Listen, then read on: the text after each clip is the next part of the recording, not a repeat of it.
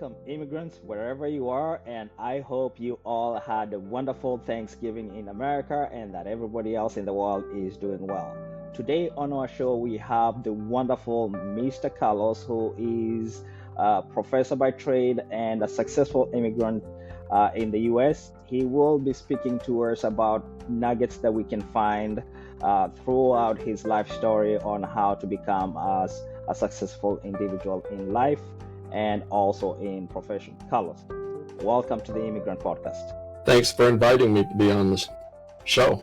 Thank you very much. Excellent. Excellent. You migrated to the US as a boy. Do you mind recollecting or walking us through that process and how you were able to come to the US and eventually find yourself to where you are today? Sure. Yes.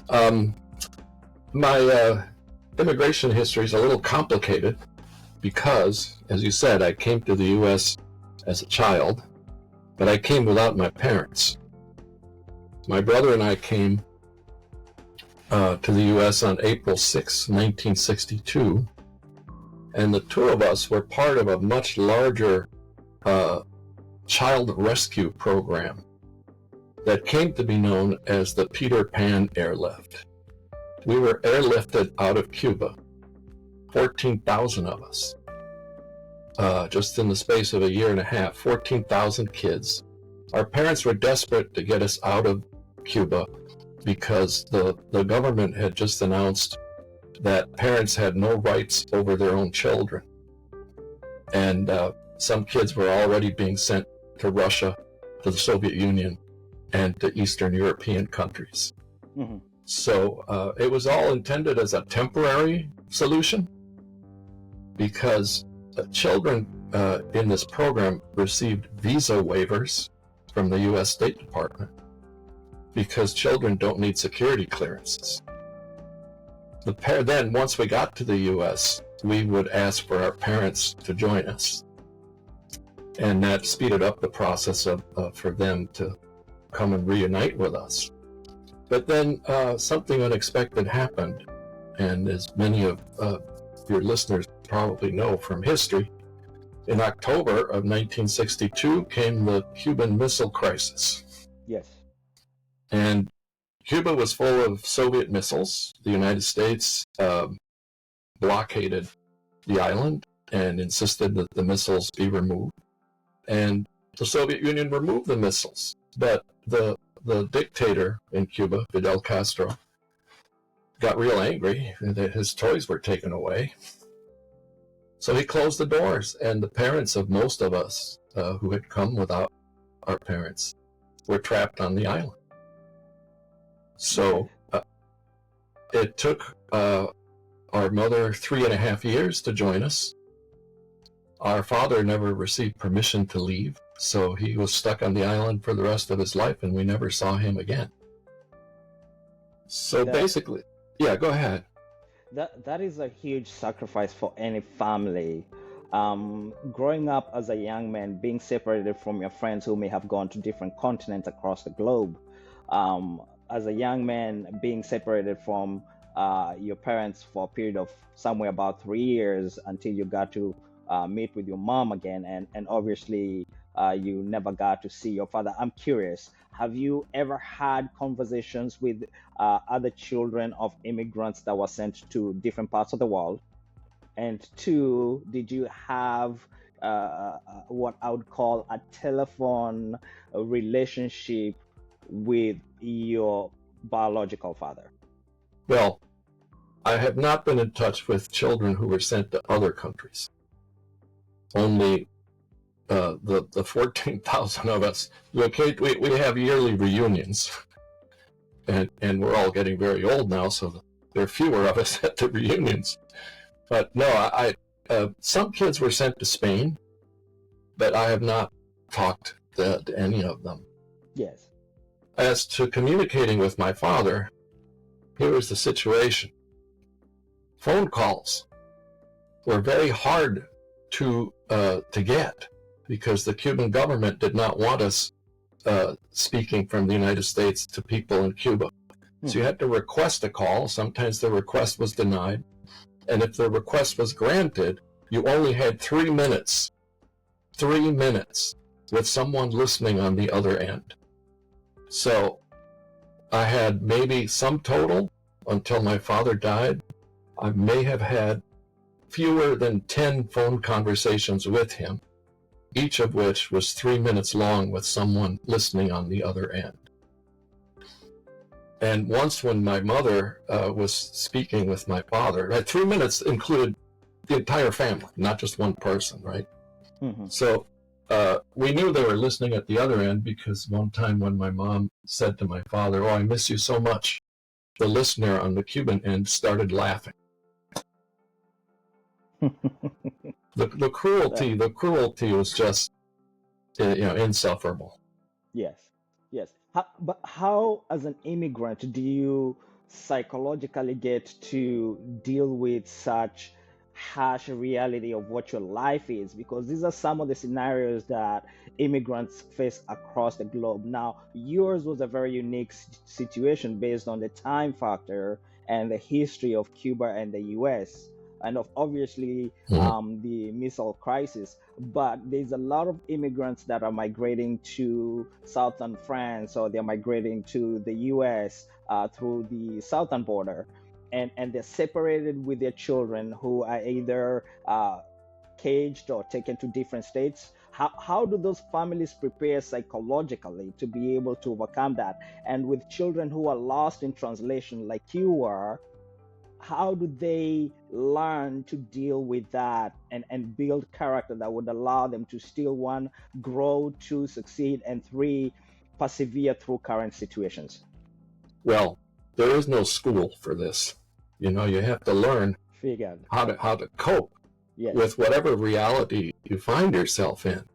And, of course, the only resource that any person in such a situation has, separated from other family members, but especially children separated from parents and parents separated from children, is to continue, if any way is open, any way possible, to make reunification of the family first priority, as my mother did. My mother tried constantly over those 3 years to leave. So the resources are the inner resources the person has. That's the most important thing, to have faith and to never stop loving those that you're separated from. How to put up with all the other problems that come with immigration, especially lack of help from government authorities, discrimination. These two, it's your inner resources. You have to, especially because of discrimination, you have to have a very clear sense of your own self-worth. That's the most important nugget I can provide. What did I do? I never forgot that I had parents and that they were good parents and that they were trying to reunite. That's what kept me going. As for discrimination, I never, ever let anyone claim superiority over me in any way. So that takes effort sometimes. For instance, when we finally were reunited with our mother in Chicago, we didn't know the city.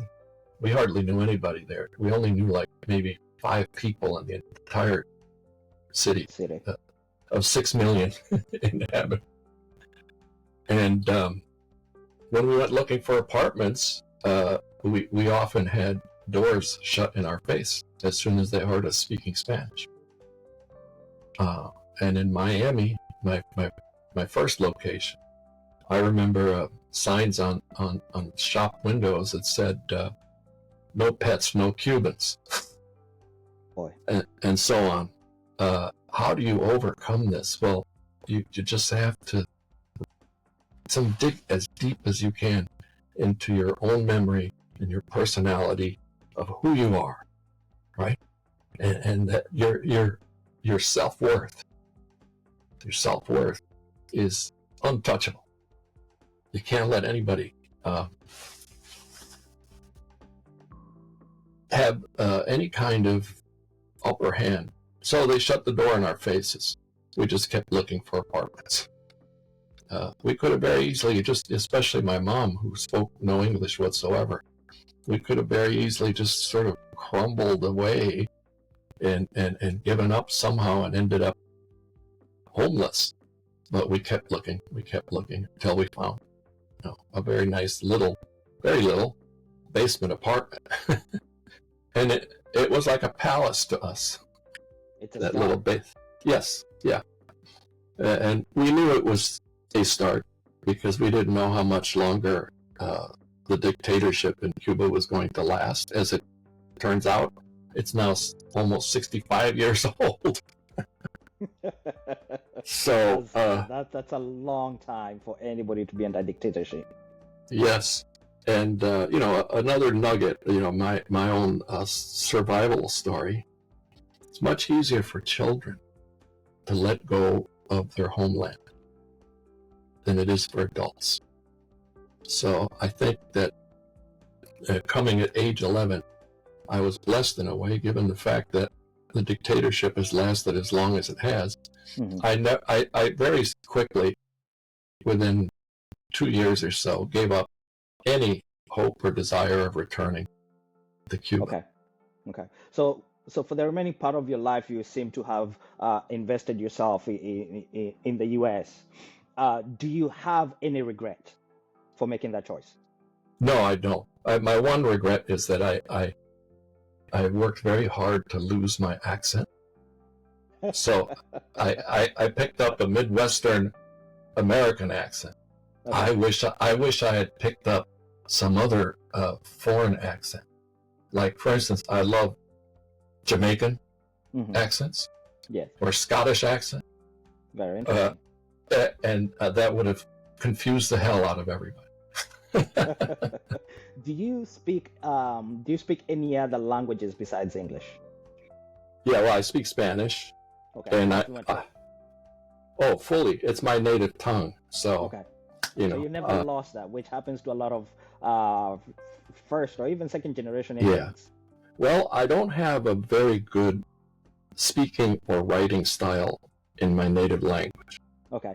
because my education after age 11 was entirely in English.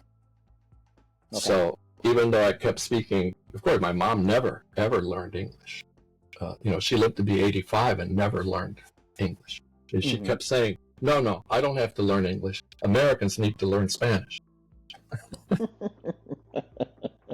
But she was pretty determined to return. That's the thing. That was the difference between an adult and a child. My mother never saw herself as, being here permanently, Yes. but it ended up being that way. Psychologically, how much of a struggle was that in who she became in life and how she raised you? Well, it was very difficult for her because in addition to not speaking English, she was physically handicapped.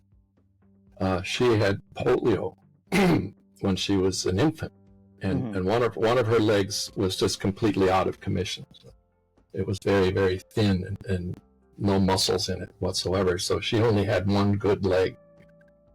So she kept looking for work and kept looking for work. And finally, after almost a year, she found a job at a factory as an assembler in the factory. Mm-hmm. But as it turned out, and this is how immigrant communities grow, right? One Cuban got a job at this factory and brought another Cuban to the factory. And that Cuban brought 2 more Cubans. And those 2 brought 6 more. And within a year or so, something like over half of the employees, the assemblers at this factory, were all Spanish-speaking Cubans. Mm-hmm. Yes. So that's one reason that she didn't have any need at work to learn English. She didn't have to deal with anybody in the foreign language, right? But she also never lost her sense of self-worth. She had been, a housewife, a 1950s, 1960s kind of middle-class housewife in Cuba. She had never had to work a full-time job, much less a hard job. I spent one summer working at her factory too, so I saw how hard her work was, and how tedious. I think the work that she was doing and the work I did is now probably done by robots. You had to put in the same screw in the same place for 40 hours a week. It was tough, but she never ever gave up, and she raised us, my brother and I. But we were already teenagers. The worst age for any parent to deal with their children is when the children are teenagers. Yes. So she had a lot to manage, and as is often the case, because I ended up in Chicago in a high school where the principal had a map of the world in his office, with pins, right? Pins where the foreign kids in the school came from, and there were pins on every continent except for Australia and Antarctica. So I was friends with many other immigrant kids who spoke other languages at home, and it was generally true that the children played a much larger role in helping their parents cope with the world than children of native families. I have seen this happen over and over again. Sometimes you go to a grocery store and you find a mom who's not too clear on spoken English, but they usually are in the company of their kids who translate for them, and it seems to work really well. Oh, it does. It works really well, and it helps the children grow up faster. Now, well, that leads me to the caveat of what I'm curious about. Being subjected in place where you move from one home to another home to another home, in a foreign country where people speak a language that you still are not too familiar with, that helps you build some kind of character. But at the same time, psychologically, I want to assume it's incredibly difficult for a kid to continue to cope. Looking back, did you find yourself doing okay being in the absence of your parents as a child, or did you start feeling like you were growing mentally and spiritually after your mom was allowed into the US? Well, it was difficult. I think it's difficult for all children to deal with mixed emotions, right? So I had constant fear and anxiety as a child growing up without my parents. But at the very same time, I was so happy to be away from Cuba because it was such a horrible place that I had these mixed emotions and I didn't know how to handle them. So occasionally I went through a period where I would get panic attacks. And the panic attack was always the same thing. It was this deep-seated fear that I was alone in the universe. Yes. The loneliness was just crushing. And I could, for 3 years even after my mom arrived, one of my greatest fears was coming home and not having anyone else in the apartment or the house, and finding myself, but I eventually got over that, but it followed me. I would have that same kind of panic attack even as a young adult. I think it only stopped happening when I was like in my late 20s, maybe. No, I take that back. No, early 30s. I have to jump in. Out of curiosity, did you at a certain age get to a point where you learned or got help to learn a coping mechanism that worked for you? Because I was speaking, we were having a conversation the other day with a very successful immigrant, and he's touched the world in profound ways in movies, and he and I had this deep conversation where he also to this day was still struggling with loneliness and was Mhm. still struggling with coping with that emptiness of feeling like you don't belong. And I'm just curious, did you learn the tools on a personal level? Did you have somebody hold your hand and say, hey, we need to go see a psychologist somewhere so that you can learn? How did you learn to cope? And when did that Well, happen? well, I never had anyone hold my hand or take me to a psychologist. Um, I think eventually, when I was in my 30s, all right, so uh, I I went through a divorce in my late 20s, and that's for the first time I saw a psychologist. But here's the funny thing about it: the psychologist kept wanting to talk about my childhood, Yes. not not my current situation. You know, how to Mm-hmm. cope with this, terrible event. You know, divorces can be very painful. Yes. He just wanted to talk about my childhood over and over and over again. And it wasn't until then that I realized that, I had undergone some deep trauma. And I very slowly learned how to reach back to my memory and cope with the trauma. And then later on in life, I saw a few more psychiatrists, Mm-hmm. but not very. Three more. What was the driving force behind that? The driving force was that I think that all that trauma finally just got to me. It got to me that especially after my father died, Mm-hmm. and I think that was a critical turning point because I had always hoped to see him again. Yes. And then I find out from a phone call, your father has died, and he was already buried by the time I got the phone call. Mm-hmm. So there was no grieving process. There was no funeral to attend or anything, and I think that was like a breaking point for me.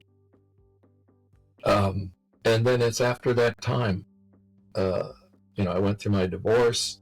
My wife, by the way, was American. She was not Cuban. Mm-hmm.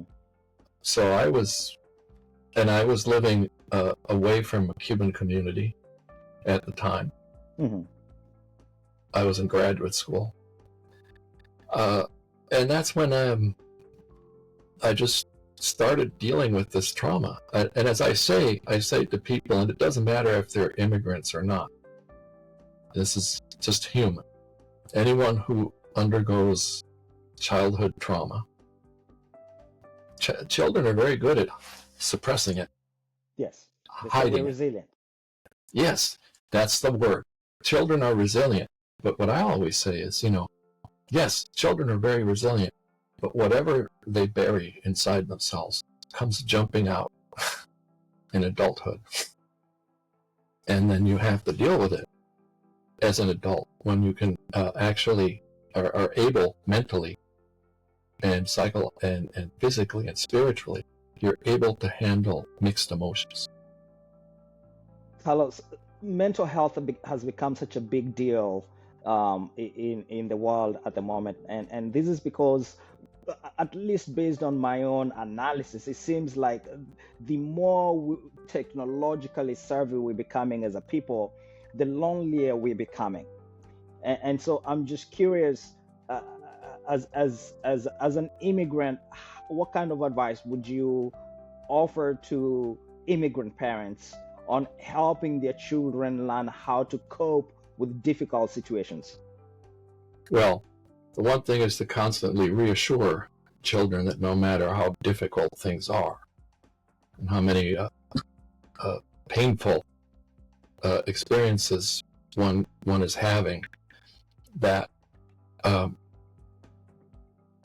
the parents are there to help, that to reassure the children that everything will be fine and that they love them and will look out for them.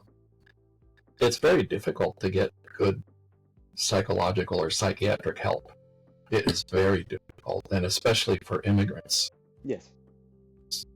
But if at all possible, if a child is having, very serious difficulty adjusting to the new situation, psychiatric help is a necessity in some cases. But how to get that and how to get good? This is the thing about the profession, is that there are some mental health professionals who are not very good at their job. Yes. And unfortunately, immigrants are most often referred to these not very successful mental health experts, mm-hmm. because they don't charge as much, or they're the only ones who take medical aid of whatever sort exists in the country where the immigrant is. Who can afford to pay a good psychiatrist who charges $250 an hour? An immigrant can't afford this. Yes, especially if you have several children. Right. Oh God, yes. So if the government it can't help, it also helps whatever religion the family is. Do you think prayer, spirituality has anything in this? Do you think if you're a prayerful family, that prayer can help the children or the parents psychologically? Do you think being a part of the community you move into and actively participating in the community, that can help, besides where you seek professional help and you have to pay for it? If that facility is not available, what other coping mechanisms in our communities can immigrants delve into that would help them be able to overcome and prosper? Religion can help quite a bit, right? And I'm not saying any specific religion in general, and belief in something that transcends this world, this very painful world. Believe in a transcendent being who actually you can talk to. Prayer, that helped me immensely. I mean, I think that was a turning point for me, was that I used to not like religion at all as a child. Mm-hmm. And I found Catholic churches in Cuba very scary, because they had these bloody crucifixes, Jesus with blood coming down his face. Oh, we share that. So to me, there was no scarier place on earth than a church as a child growing up. But then my experience, coming to this country by myself, I came very gradually to realize that it wasn't the bloody Jesus that was scary. It was the world. The world is scary. The world is scary, and that's why this Jesus has his bloody face. It's a symbol. See, symbols in religion can touch people so much deeper than anything else. Symbols and rituals touch you at a very deep place, mm-hmm. and help you make sense of your own suffering and whatever your condition is, or help you come in touch with your own failings, right? Because we all fail, yes, constantly, and we all do things that aren't right or good. Religion can help you come to terms with this. And a community, some churches, mosques, whatever, are all very different one from another. Yes. But having a community that supports you as an individual and supports the family as a family, that can make a huge difference in an immigrant's life. A huge difference. Talking about symbols, you've obviously done very well and have become an educator yourself. Walk me through, when you were growing up, when did you make the decision to want to become an educator? When did you realize that education was what was going to give you a better life? And what type of legacy are you looking to leave, so that other immigrants can enjoy the type of success you've achieved so far? Well, I have to admit that when my brother and I reunited with our mother, life became very difficult. Very difficult, because, she didn't find work for a year. So my brother and I were working full time. I did not expect you to go that, but keep going. Yeah, we were working full time. My brother actually dropped out of high school because he was the age that he could do it. I couldn't do it because I was only 15. So during that first year with our mom, I worked full time at night and attended high school during the day. My goodness. I worked as a dishwasher at the Conrad Hilton Hotel in Chicago. So I worked from 4 p.m. to 1 a.m. And then went to school. The only part of my life I liked during this period was school. That was the only thing I liked. And, I'd always been a very curious child. And in addition to this, I grew up in a house where the past was very important. History was very important. Yes.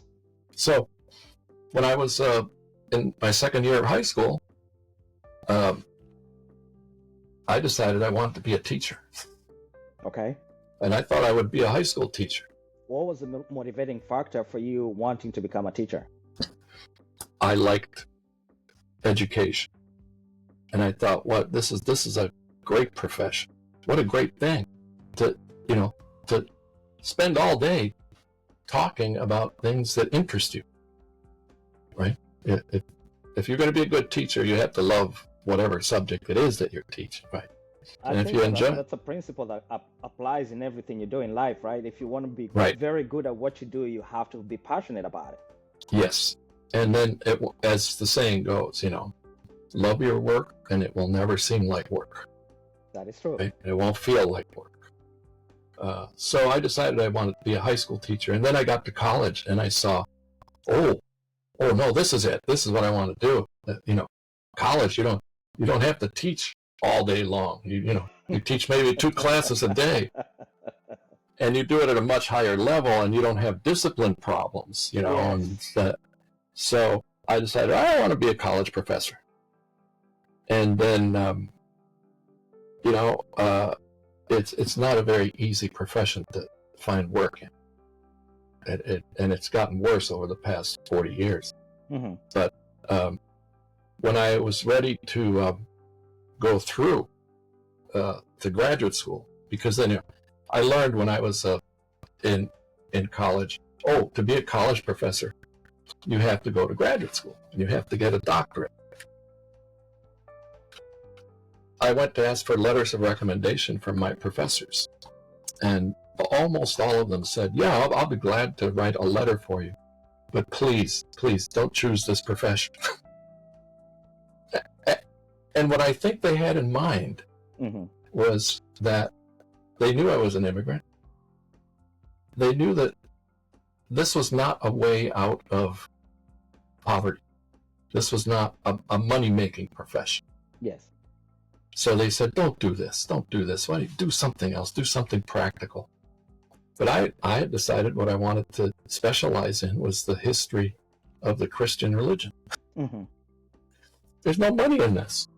So, no. And actually, shortly before she died, my mother started to reveal a few things to me that I didn't know before. And she said, when you were ready to go to graduate school and going off to Yale to get your doctorate, all my friends came bunched up on me and told me, you can't let Carlos do this.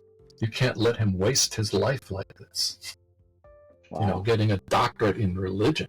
Oh my God, what's he going to do?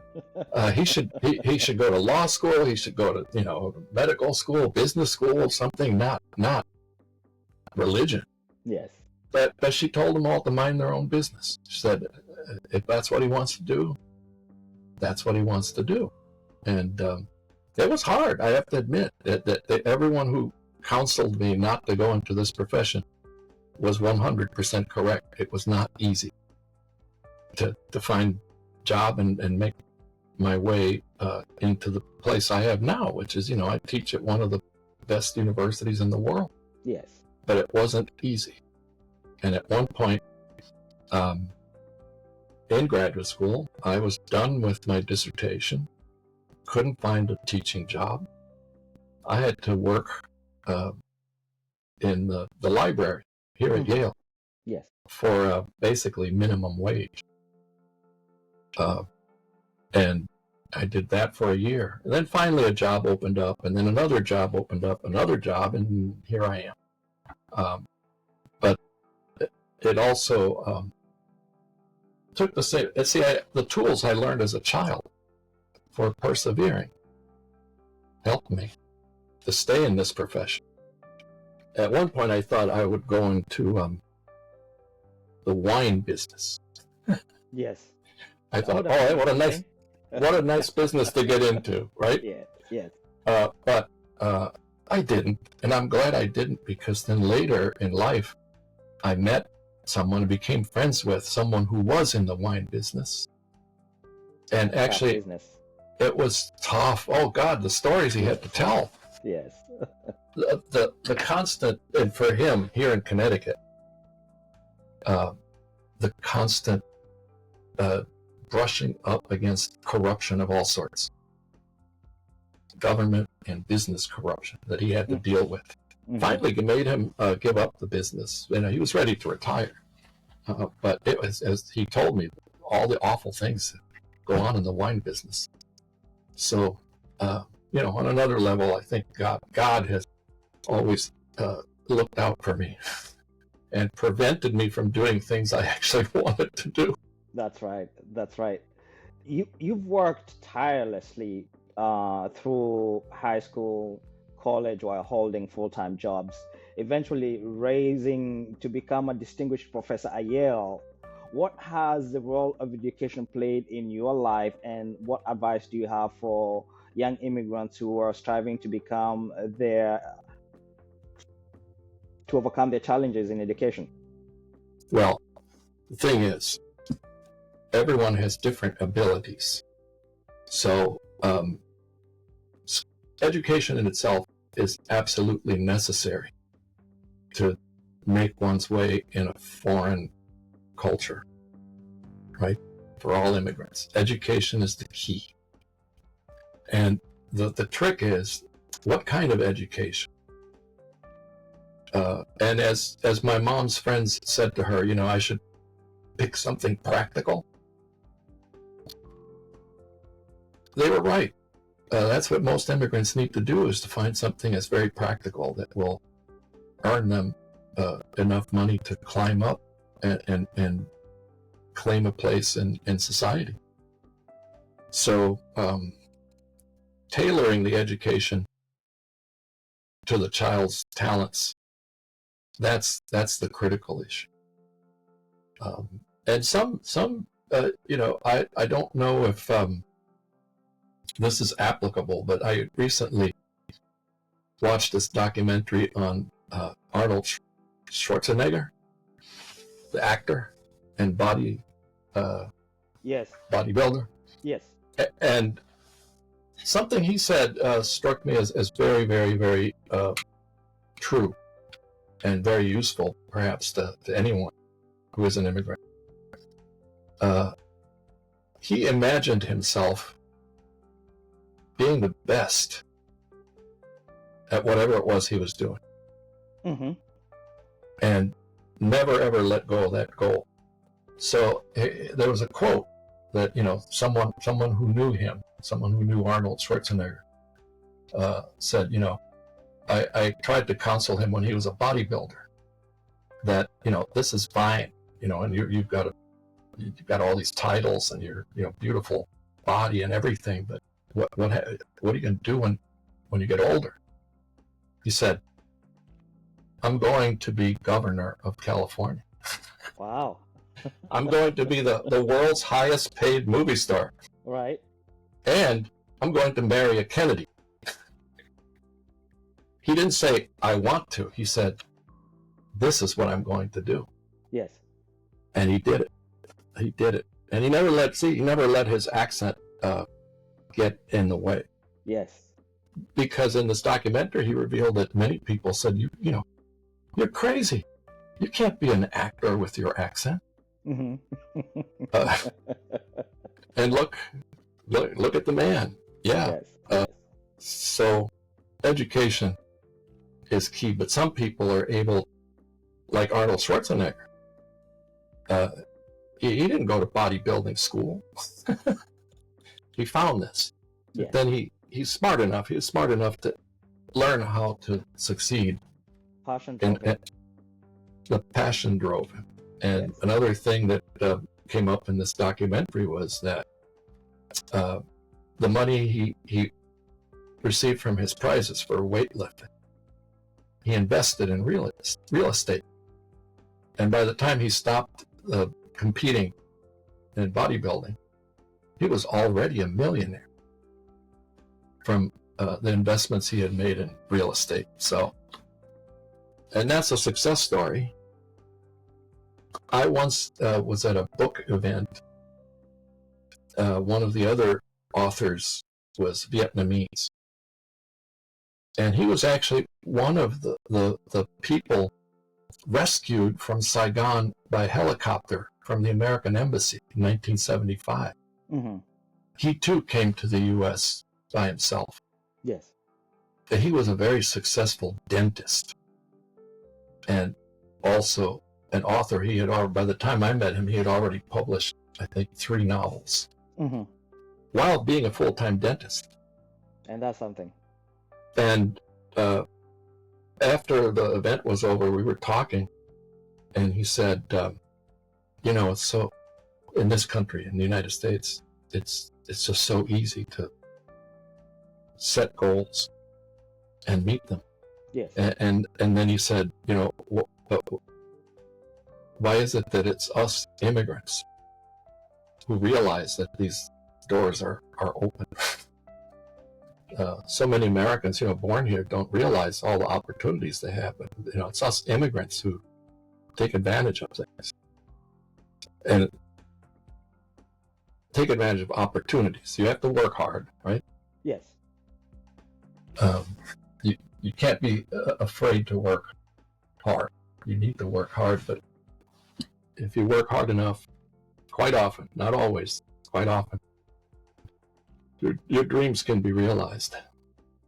When I was reviewing or trying to study about what you've done so far, at the same time I was looking at the founding documents of the country because I wanted to see what coloration there is, because there's certain things that over the last couple of weeks from the immigrants we've been speaking with that I'm beginning to learn. And I realized the founding fathers did have the immigrant in their design of what America would look like. And I'm just curious, based on that, your work has spanned a broad range of historical subjects, from the Protestant and Catholic reformations, and on and on and on. When you look at what you've done so far, and what you may be able to achieve in the next several years, maybe decades, what do you think the founding fathers were thinking when they were writing the documents? Well, I think that, given who they were, they came from all different walks of life, Yes. but they were all, each in their own way, they were leaders already. And many of them had, property, and, unfortunately, quite a few of them owned slaves and became wealthy by using slave labor. So I think that when Thomas Jefferson, who himself was a slave owner, said all men are created equal, he was aiming high, right, and looking past his own sordid involvement in slavery. They were imagining a much brighter future that was possible in their own day. And that's the key to understanding the U.S. Declaration of Independence as well as the Constitution, is that it aims high. It aims high. It always, the founding fathers envisioned a nation that would be very different from any other nation that had ever existed on Earth. Yes. That's the vision they had. And of course, it wasn't easy to create this nation. And it's full of tragedy and abuse, intolerance of all sorts. But it has transcended its own past. America is a very rich, dynamic, capitalistic society. But do you think, as a people, we have lost our ways, and as a government has lost its perspective on the place of the immigrant in our society? We've had, the former president Donald Trump, who's spoken widely about immigration, but not in support, but against. And so I'm just curious, as a nation, do you find that immigrants have a responsibility to speak to the government so that they can come with reform measures that allow immigration to continue, but in the right manner? What's your perspective on immigrants who've been in the US and other countries illegally, but want to stay? Well, the history of commercial success in the United States has always involved fresh waves of immigrants. Yeah, this country could not have been built, could not have become as successful as it did without repeated immigration. So let's say 20 years ago, because the situation was very different, because immigration was much more tightly controlled 20 years ago. People would ask me about this issue of immigration, how much immigration is necessary. I always said, immigration in the United States is all about labor, right? It's labor. This country cannot keep growing and be successful without constant immigration. And I see it all the time. Here where I live, we have a lot of Central American immigrants. They're the ones doing all the hard work, the hard physical work that nobody else wants to do. This is true. But immigration, I think everybody would admit this, can't be uncontrolled, because there are only a limited number of jobs available for people who migrate. Mm-hmm. If you have uncontrolled immigration, as we do now in this country, mm-hmm. You're going to end up with a lot of jobless immigrants. And that becomes right? a problem. And that is a problem. It's like shooting yourself in the foot if it's uncontrolled. No, there has to be controlled, because there are only a limited number of jobs available. And the jobs that are available for immigrants everywhere in the world, right? Unless they have, professional degrees, certain amount of education, it is the lowest paid work. Tends to be. So, if you're seeking as an immigrant to improve your life, the life that you couldn't have to have a life you couldn't have back home, there has to be a control to how many new people show up. Last year was the largest number ever of Cubans to leave Cuba in a single year. Mm-hmm. And it was like close to 750,000 Cubans. My goodness. Left last year. All of them young, too. Very young people. Because they don't see any future for themselves in Cuba, of course. But, that's a huge percentage of the Cuban population. 750,000. Yes. I don't know where these 750,000 Cubans have gone. Most of them came through the Mexican border. Because the ones who tried to come by sea were all sent back. Yes. So, where are they? What kinds of jobs are they getting? If as is the case with Cubans, they love to go to Miami. more than any other place on earth. Hmm. Right? There are not enough jobs in Miami for 750,000 new people, That is true. especially because you also have Venezuelans, Nicaraguans, other Latin Americans, Haitians. The number of Haitians that are coming through Mexico is record breaking. And what kind of jobs are these people getting? And what kind of hiring these people? Yeah, who's hiring them? Especially because when you have such a crushing wave of immigrants flooding into a country, their status is unclear. Are they going to get a green card or not? Are they ever going to get a green card? Who's going to hire somebody without a green card? What is the impact for them in the society they're moving into? Right. And I don't know what the situation is in Europe. Yes. But Europe has a much less flexible government and policies than the United States has when it comes to immigration. Yes, they're a little bit more stringent. They're not used to immigrants. Yes. In the same way that the United States has been. Immigration is a new thing for them since the Second World War. Yes. So it's only since 1945, right, that Europe has been taking in immigrants from other countries, because in Europe, many people who here in the United States think, all these countries in Europe, and everyone in that country has the same identity. That's not true. Nope. That's not true. No. Northern Germans don't like Southern Germans. Yes. And so on. So you get someone who comes in from Asia or Africa. That's a third dynamic. Oh my God, yes. It's not just language, but it's a whole culture that's very different. There are a lot of Eastern Europeans ended up working in Spain through the early 2000s, up until 2008 when the stock market crashed. Yes.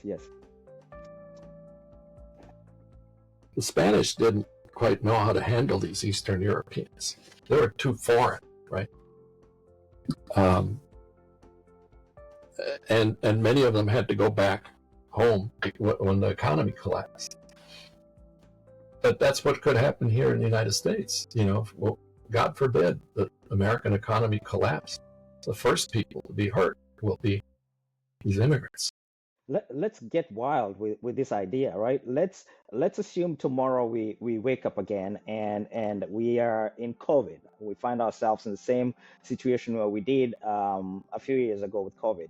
Or let's assume the market does not open tomorrow and for the next couple of weeks, right? Or let's assume there's a pandemic that rolls, knock on wood, into the country.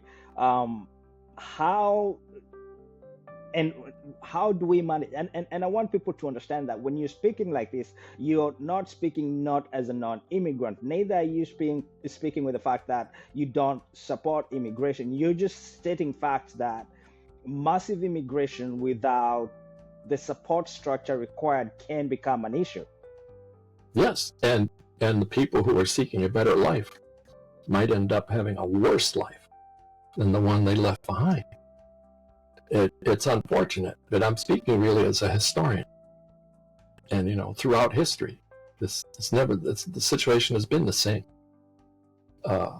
It's only in the past 7 decades that there has been as much migration as there is. I think in human history, there's nothing like what we're experiencing now in terms of migration. In America. Right, yeah, across the globe. It's a horrendous problem because of the instability in so many parts of the world that drive people to seek better lives elsewhere. Yes. But not since the great migrations that brought down the Roman Empire. Since compared to what we're experiencing now. 1,600 years ago. Yes. Has there been this much moving of people?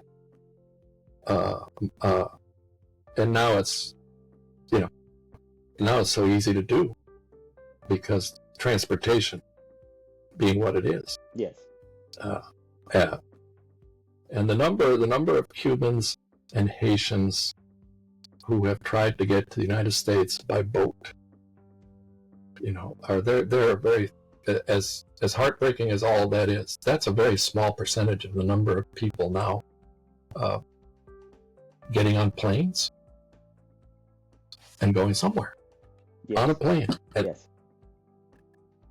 And in Europe, yeah, you still have a lot of boat people and a lot of accidents that happen and people drown on their way to Europe. Mm-hmm. But that's a small percentage of the real migration wave is happening in the air. Yes. On airplanes. Yes. And you can't have I always think of this too, from my own personal history. In the 1960s, early 60s, there were so many Cubans arriving in Miami, all legally, right? Mm-hmm. That Miami couldn't take any more Cubans. So the government set up a program, the federal government here in the United States set up a relocation program. Mm-hmm. To send Cubans from Miami to other parts of the United States. And Cubans ended up in all 50 states, in different numbers, Yes. Yes.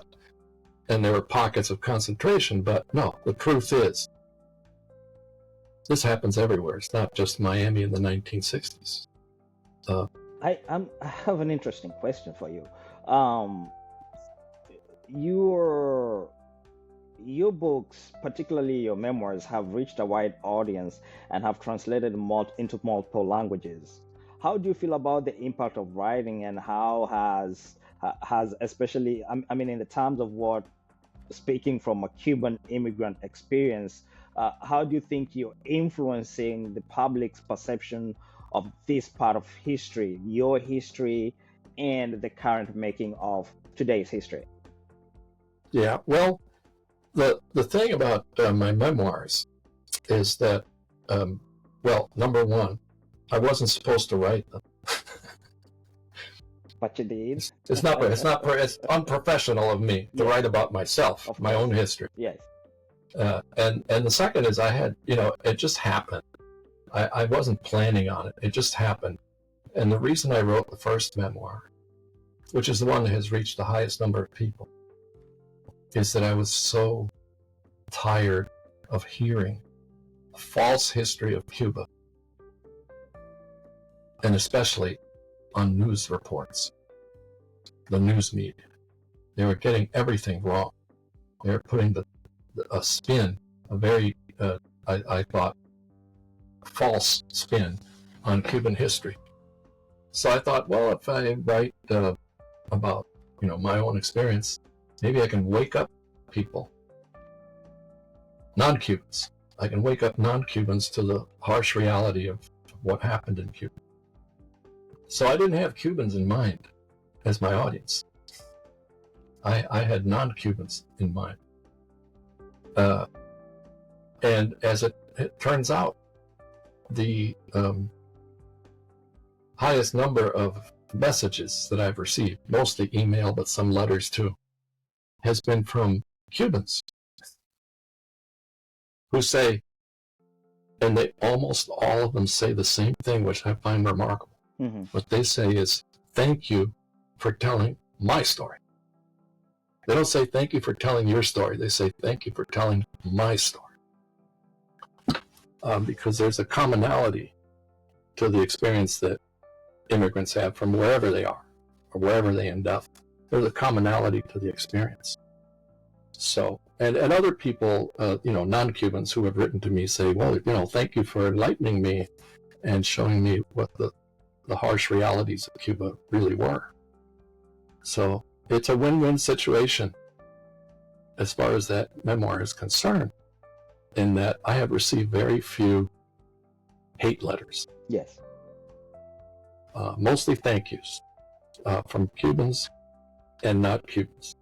And the funny thing about the Cubans is that Cuban Americans, as Cubans born here in exile,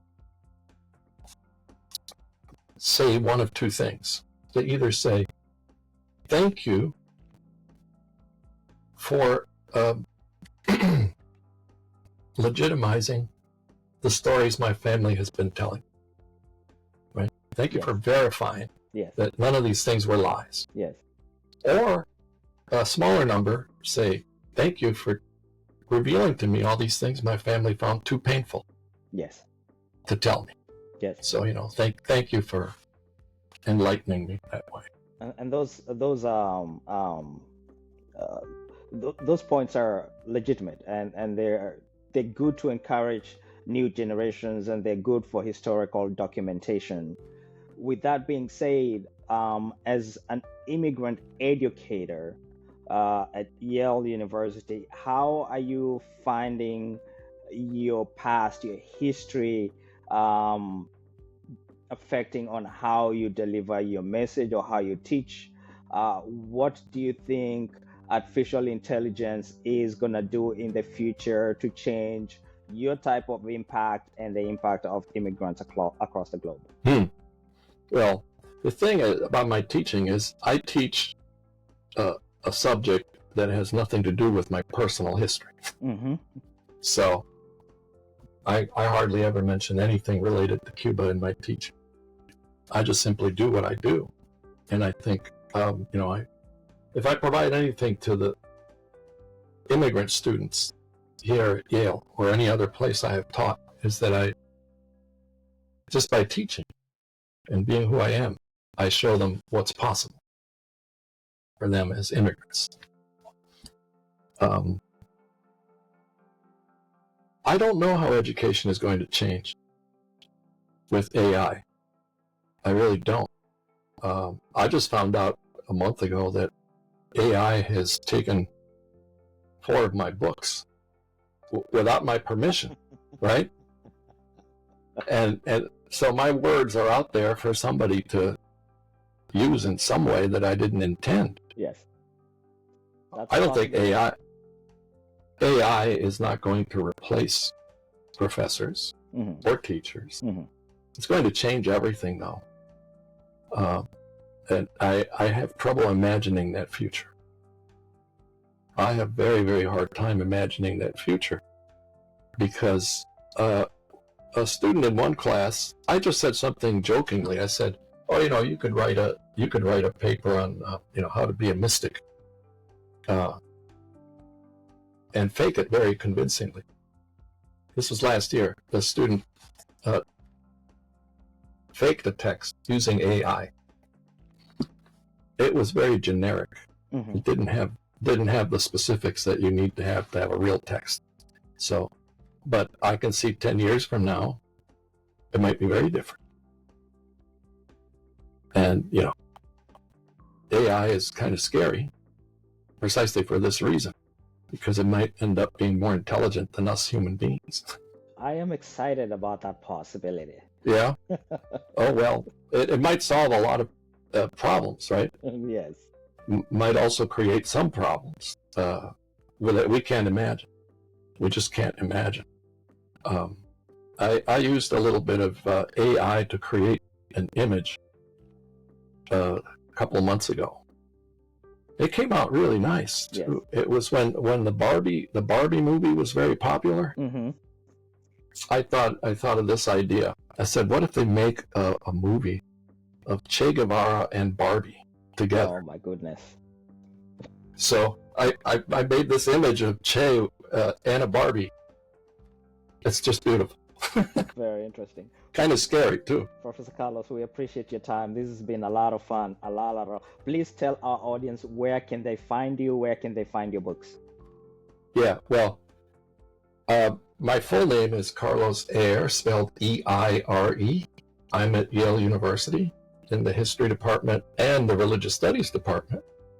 And my books are all available on Amazon. The memoir we were talking about, the title is Waiting for Snow in Havana, Confessions of a Cuban Boy. The second memoir is Learning to Die in Miami, Confessions of a Refugee Boy. And the second book is not sold as well. I think it's because it has death in the title. But actually, the conversation we've been having, the title of that second memoir is very fitting for any immigrant, because the title, Learning to Die, refers to the fact that every immigrant has to die to become a member of their new society. Your old self dies, you become a new person.